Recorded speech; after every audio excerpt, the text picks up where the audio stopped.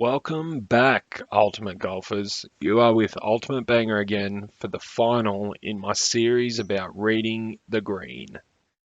In today's edition, we are going to put together the lessons from the last two videos and then tie that all together by incorporating secondary wind effect, a crucial part of understanding the game and improving your drop rate.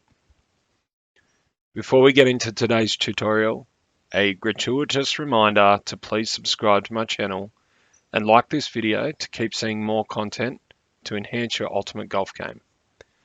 But without further ado, let's get into it. So the last couple of lessons we looked at reading the sideways adjustment requirements for a green and also the vertical requirements. So reading the slope and then reading the break as well and looking at how the ball is going to roll out without considering the wind effect. So today we're going to put that all together in this lesson. But the other thing that is absolutely critical in anything you do in understanding how the ball is going to behave is understanding secondary wind. So for those wondering what secondary wind is, that term refers to the effect of the wind on your ball after the first bounce. So that is important because the numbers that we use to adjust our ball to get back to our starting position only account for the wind before your ball bounces. That's primary wind. So that every time you make an adjustment to get your ball back to that starting position, all you are doing is considering the first wind adjustment or the first effect on your ball. Once the ball bounces though, your ball still gets affected by the wind because it then goes back into the air and the wind keeps pushing your ball whichever way the wind is going. It's almost impossible to come up with a set of numbers to account for that. So that's the part of the game that requires judgment and a bit of skill to understand what's going to happen. But with a few pointers, most of you guys should already be in a position where you'll be able to improve the drop rate that you guys get in the game. Now, you'll see me use a lot of clubs with high backspin. And that's really important when you're considering the secondary wind effect because the less time your ball spends in the air after the first bounce, the less that it is impacted by secondary wind. So let's go and have a look now. Before I set my shot up, I just want to explain the concept of secondary wind and what it's doing to your ball. So as you can see, we've got a tailwind here today. I'm going to apply all my backspin and get up close just to give you the pointers that this lesson is intended to provide. So in my last video, you remember that I showed how you can guess the rollout or the amount of arc that your ball has after that first bounce that is not visible. So you kind of have to guess using visual aids what's going to happen after your ball bounces. So we're going to do that again today. So I'm going to take another screenshot like I did in the last video. And we'll draw out the ball guide. And then we'll go through the concept of secondary wind. So let's draw out what the ball guide would look like. Oh, that's a bad attempt. Let's try again.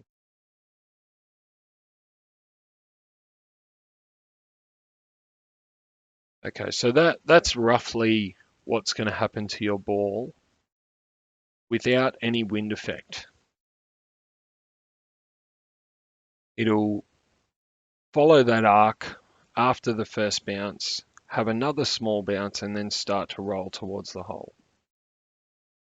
Now, the effect of the secondary wind after your first bounce is going to change the behavior of your ball after it bounces based on the direction of the wind. So as I said, using high backspin clubs reduces that effect and therefore makes it easier for you to judge what's going to happen to your ball after that first bounce. It is why I make most of my drops, and it is why I prefer clubs with high backspin, because I know that the secondary wind isn't going to affect my ball as much as it would with a club that doesn't have a lot of backspin.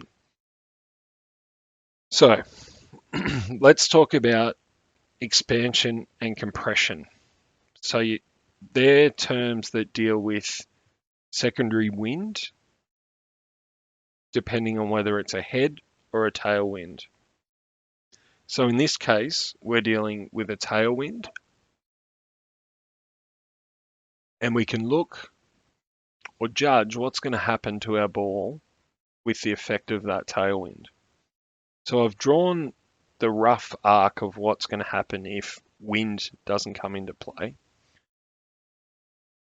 But now I'll show you what will happen with your ball with the incorporation of wind effect.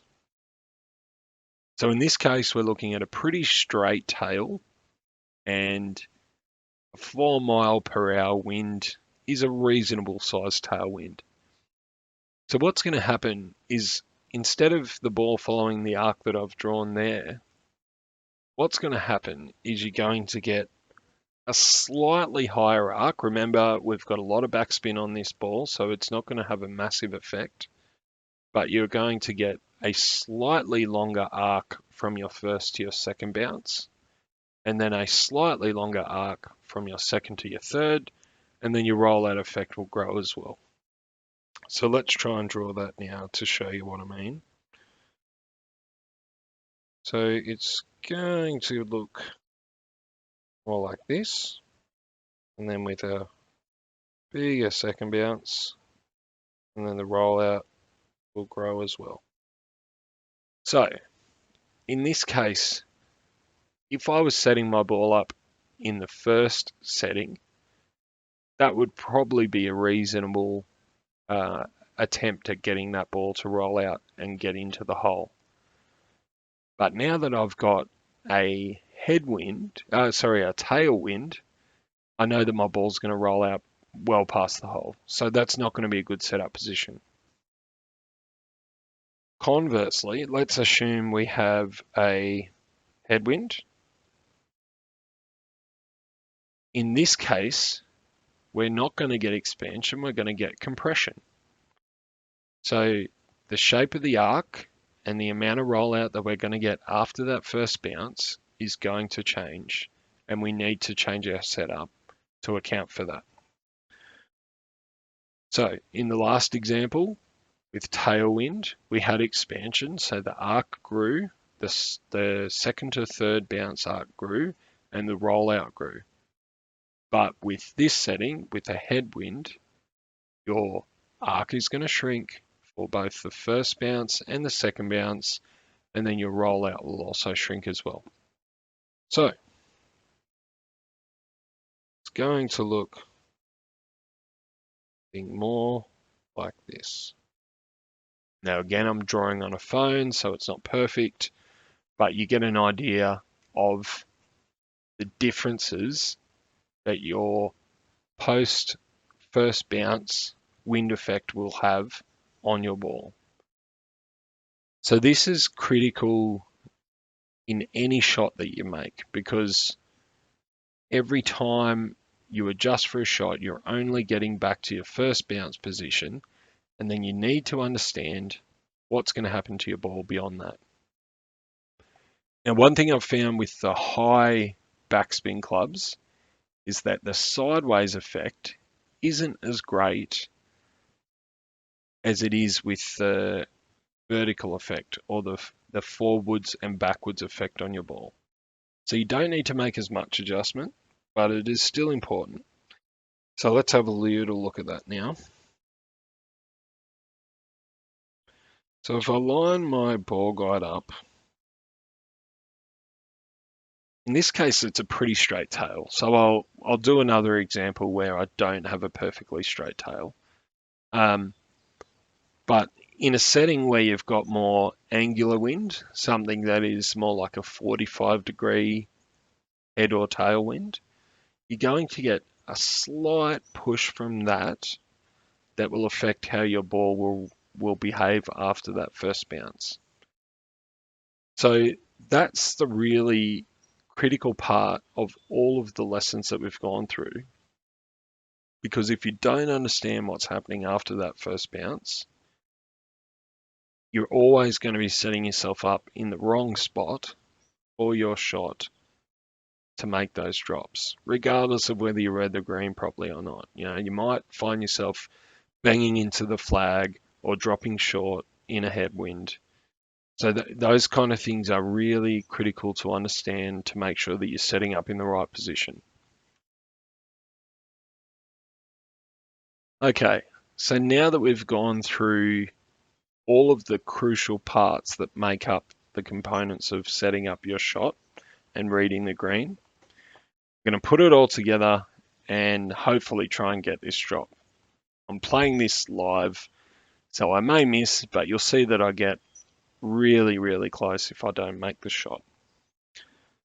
So the first thing I'm going to do, as I showed in the first video, is look at the break of the green.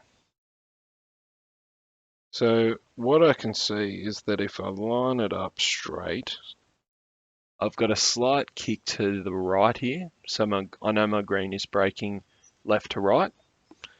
Let's go and have a look at that from ground level and see if we can confirm that. And yeah, as you can see, there is an obvious slope from the left to the right here.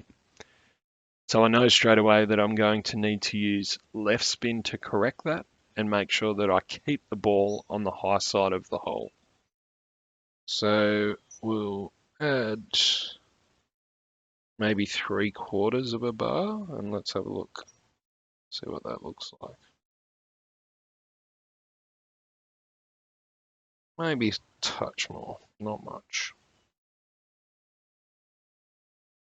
I think that looks pretty good. And then, as I said, I like using a lot of backspin because it reduces my secondary wind effect. In some settings, I will use less, and you'll see that in some of my playthroughs. I might take half a bar off, or I might take a whole bar off, depending on the wind effect where I'm set up. There's a lot of different variables that go into that. And I'll go through those variables as I'm playing shots in a round. So, stay tuned. I'll go through some of that finer detail as I get through more videos. Okay, so now I've applied my spin to correct the break of the green. I've got all of my backspin on, and now I'm going to do my shot setup. Okay, so I'm very close to max here, and as I've said in a couple of my playthroughs, the closer you are to max with a club, the more that the backspin will bite on that green. So the more effect that that backspin will have. So I'm going to come back maybe 1.5 rings and just see what that looks like. Okay, so we're again reading the sideways break and roll and the forwards and backwards roll of a green before we look at the wind effect. So in this case, I would say that that looks like it's going to roll towards the green, so towards the flag. So there's a slight roll downhill towards the flag. So even without considering the wind, I'm going to get a little bit extra push than the arc that I drew before. So I'm 1.5 rings back here. We'll do another drawing.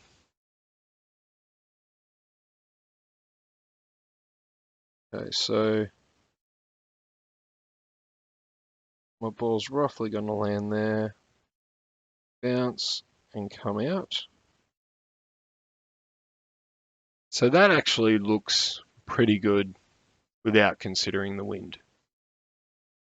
But I know that I've got a tailwind here, so if I add the effect of tailwind to my visual, I feel like I'm going to roll past here. So I'm going to come back a touch, but not much. I think I'm pretty close. We'll go back 0.1, just have a look at that. Okay. As I said, it's a pretty straight tail. Maybe a slight roll towards the cup. So I think this is probably a pretty good setup position. So again, I know that I have a slight left to right break, so I'm not going to set it up perfectly in line with the flag. Might go a little bit more left of the flag. And I think that looks pretty good. Let's just have another look at the forwards movement.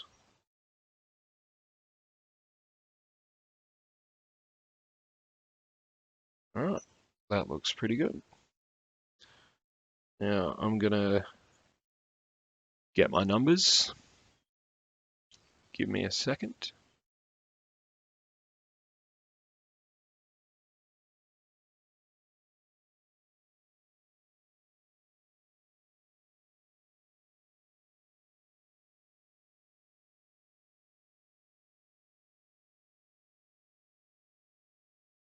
All right, so let's do our adjustment and we'll see how close this one's going to get.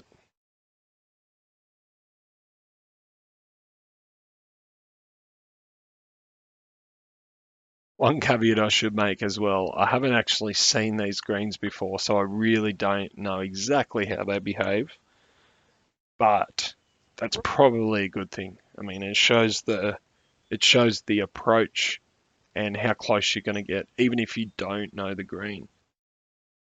So we'll do our adjustment.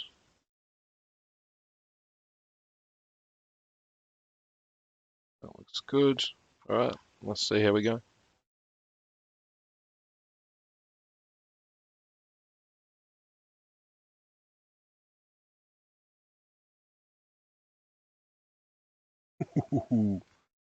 So, as you can see, very, very close. I probably didn't think it was going to break that much left to right, but as you can see, that broke quite heavily from the left to the right, even though I was applying spin to counter that. So the next time I see this hole, I'm going to remember that the left to right break at that pin location is greater than it looks like it is, and I'm going to set up appropriately for that. So next time I'll probably add a little bit more left spin, and I'll also set up a little bit further left of the center flag. All right, so let's go through another setup, and I'll show you again the same approach on a different hole. Okay, so this time we've got a Bigfoot approach, and we've also got a headwind. So this will give us a chance to look at the differences between setting up for a headwind and a tailwind. Again, first thing I'm going to do is look at the break of the green, clearly breaking right to left. So I'm going to correct that.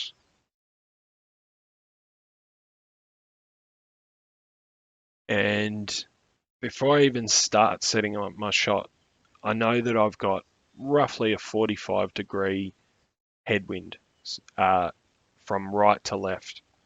So that's actually going with the slope, so I know that I can set my shot up on the high side of the cup and have a really good chance of making that drop. So the next thing I'm going to do is just look at the rollout that I'm going to get.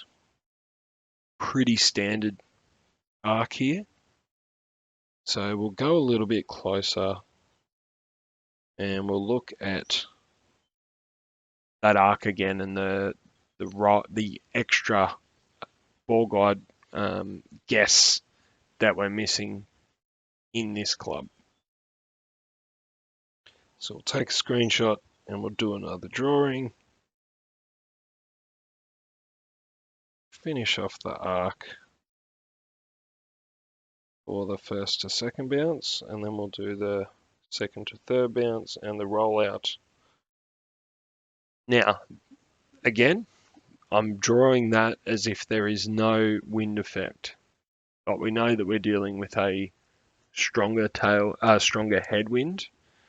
So what's going to happen is that your ball guide is going to compress and your rollout will reduce based on that headwind.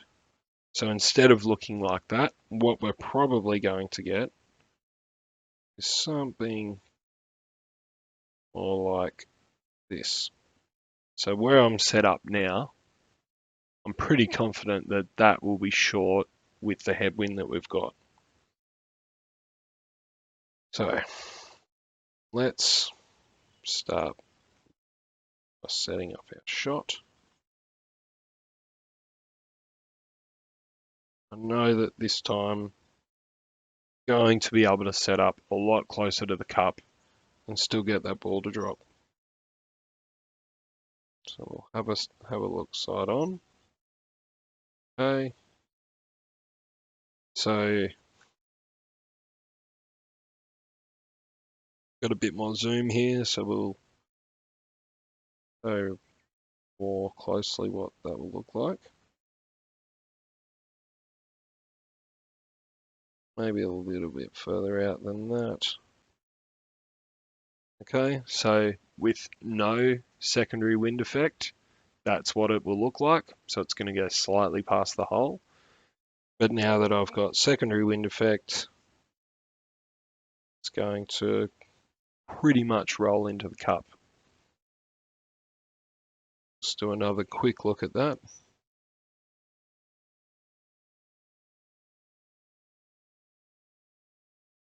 Okay, so we'll take off a touch of, not much, just a touch of backspin, just to make sure our ball keeps rolling. Now we're dealing with a right to left break sideways. So we're going to move it just to the right of the flag. Probably need a little bit more there, so I'll use spin to correct.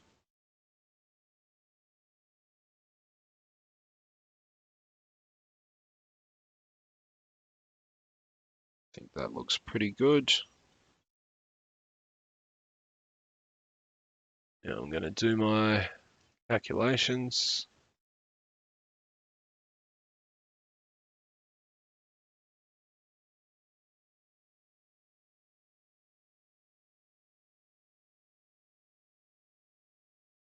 Do my adjustment.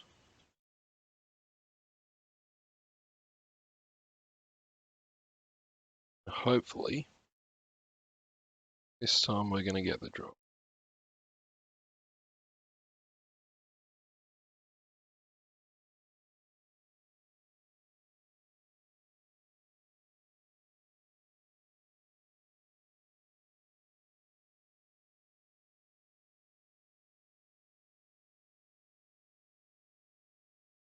All right, so there you go. Understanding secondary wind is the most crucial part of setting up your shot.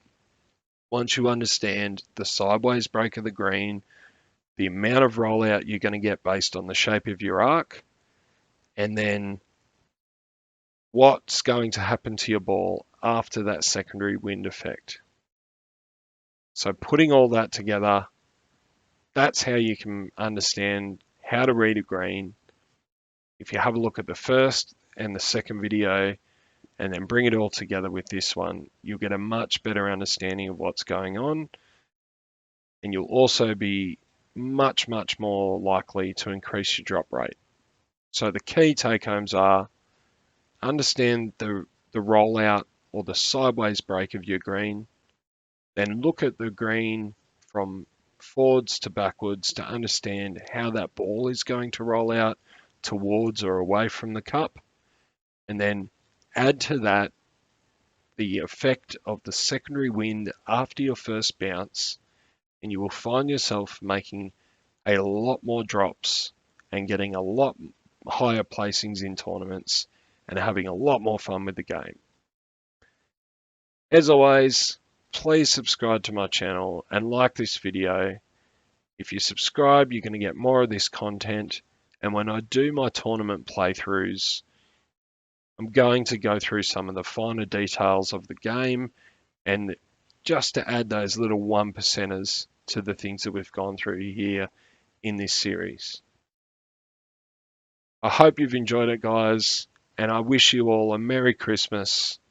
And I hope that these videos help you get many more drops in your game and have a lot more fun with it. Until next time, guys, cheers and have a good one.